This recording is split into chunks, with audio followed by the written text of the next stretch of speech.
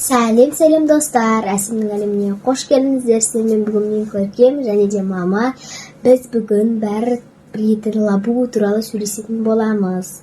Ол не, ол қайдан шыққан деген ойлар болады, бәрімізде. Соны қазір айтамыз. Толықтай ашып айтатын боламыз Көркем екеуміз.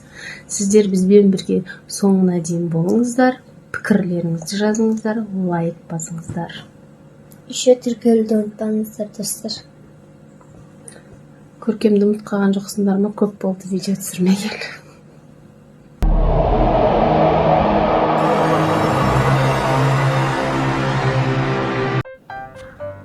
Сен лабубу деген тіршілік иесін бұрын көрдің бе? Қорқынышты ма, әлде сүйкімді ме? Бүгін біз осы жұмбақ ойыншық туралы бәрін айтып береміз. Поп-марттың ең танымал құбыжығы лабубумен таныс бол. Ал достар, ендеше кеттік. Бастаймыз, Лабубу қытайлық поп-март компаниясы шығарған монстр топтамасындағы ерекше кейіпкер. Оны Гонконг суретшісі ойлап тапқан.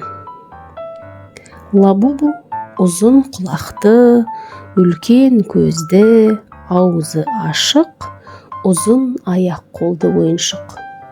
Ол қорқынышты көрінеді, бірақ өте сүйкімді. Оны көрген адам да бірден сұрақ туады. Бұл не өзі деген? Лабубу әр түрлі кейіпте шығады.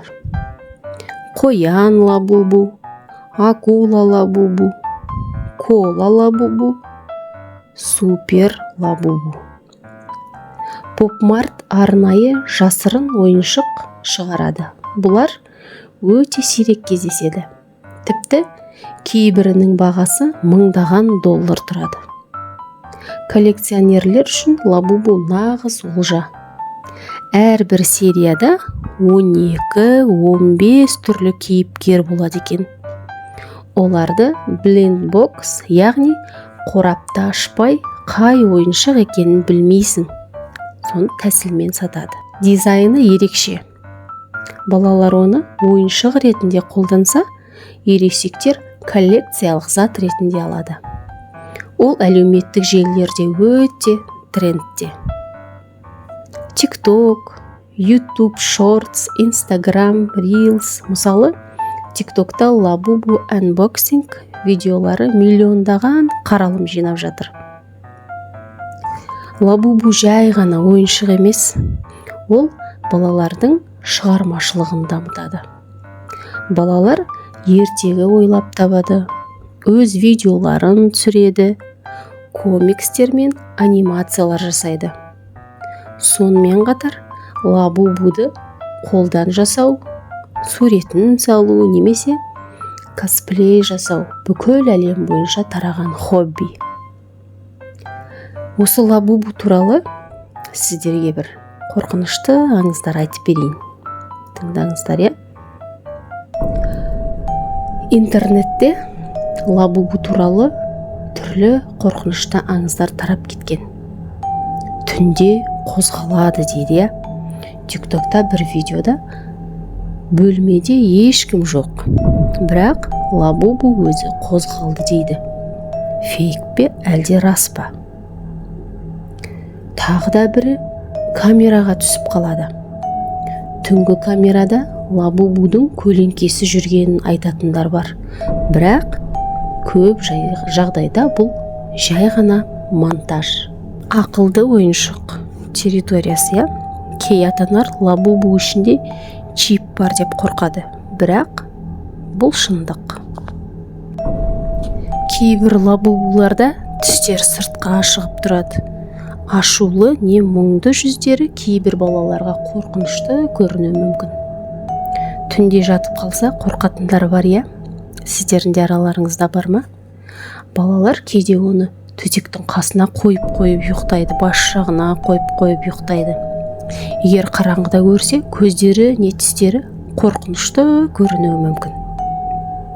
Қатты жақсы көріп кетсе, басқа нәрсеге көңіл бөлмей қалуы мүмкін. Кейбір балалар лабубуға қатты қызығып сабақ оқудан немесе басқа ойыннан да алыстап кетуі мүмкін. Сондықтан да бұл ата-аналарға ұнамай жатады. Кейбір балалар құбыжық деп қабылдайтындар бар. Лабубу монстр сериясынан болған соң, кейбір адамдар оны шын құбыжық деп қабылдайды. Бірақ бұл тек қиялдан туған кейіпкер.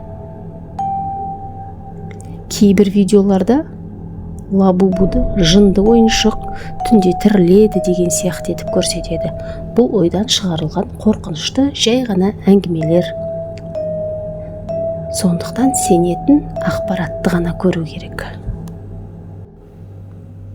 Лабубудың жақсы жағына келетін болсақ, ерекше достық символы лабубу. Достық пен еркіндік символы. Ол ешкімге жамандық ойламайды, оның түрі ерекше болса да жүрегі мейірімді. Балалар қиялына шабыт береді. Көптеген балалар лабубумен ойнағанда өз әлемімен құрастырады. Орман, сиқырлы елдер, космос бұл қиялды дамытады. Және де коллекция жасауға қызықты. Оның ондаған түрі бар, әр қайсысы ерекше бір дизайн береді. Балалар мен үлкендер үшін лабубу жинау хобби, қуаныш және эмоция. Кейбір балалар оны сурет қылып салады, саздан жасайды. Бұл шығармашылықты дамытады. Сабырлыққа үйретеді. Кейбір лабубу ойыншықтарын жасырын қорап арқылы сатып аласың. Ішінен қайсысы шығатынын білмейсің. Бұл күтуді және сабыр сақтауды үйретеді. Сонымен достар, лабубу өте ерекше кейіпкер. Бір жағынан ол сүйкімді, қиялды дамытатын дос. Екінші жағынан кейбіреулерге бір түрлі немесе қорқынышты болып көрінуі мүмкін. Бірақ ұмытпаңдар, лабубу бұл ойыншық. Ол тек біздің қиялымызда ғана өмір сүреді. Егер сен оны жақсы көрсең, демек ол сенің досың. Ал егер қорықсаң, уайымдама, ол саған ештеңе істемейді. Ол жай ғана ойыншық. Достар, бізге жазылыңдар, лайк басыңдар, пікір қалдырыңдар. Келесі видеода тағы да ерекше кейіпкерлерді зерттейтін боламыз. Кездескенше сау болыңдар.